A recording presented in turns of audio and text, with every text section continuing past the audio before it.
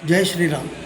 श्रीराम राम रामेति रमे रामे मनोरमे सहस्रनाम तत्तुल्यं रामनाम वरानने मनोजवं मारुततुल्यवेगं जितेन्द्रियं बुद्धिवातामनिष्ठं वातात्मजं वादनीतमुख्यं श्रीरामदूतं शिरसा नमामि.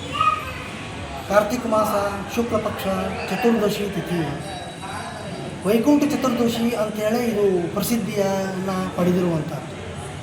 ವಿಶೇಷವಾಗಿ ಎಲ್ಲ ದೇವಸ್ಥಾನಗಳಲ್ಲಿ ಇವತ್ತು ಸಾಯಂಕಾಲ ಮೂಲ ಮೂರ್ತಿಗೆ, ಪ್ರತಿಷ್ಠಿತ ಮೂರ್ತಿಗೆ ದೃಷ್ಟಿಯನ್ನು ತೆಗೆಯುವಂಥ ಕಾರ್ಯಕ್ರಮವನ್ನು ಹಮ್ಮಿಕೊಳ್ಳಲಾಗಿತ್ತು.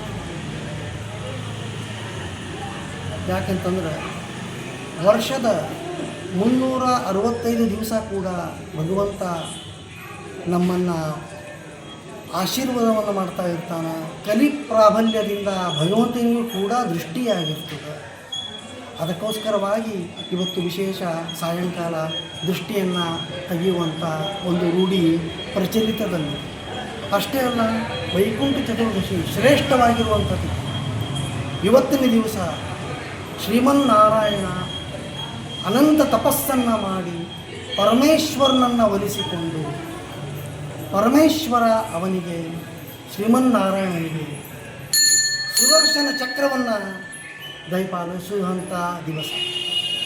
ಈ ದಿವಸ ನಾವು ದೇವಸ್ಥಾನದಲ್ಲಿ ಯಾವುದೇ ಪೂಜೆ ಪುನಸ್ಕಾರಗಳನ್ನು ಮಾಡಿದರೂ ಕೂಡ ಎಲ್ಲ ಫಲಪ್ರಾಪ್ತಿಯಾಗುತ್ತದೆ.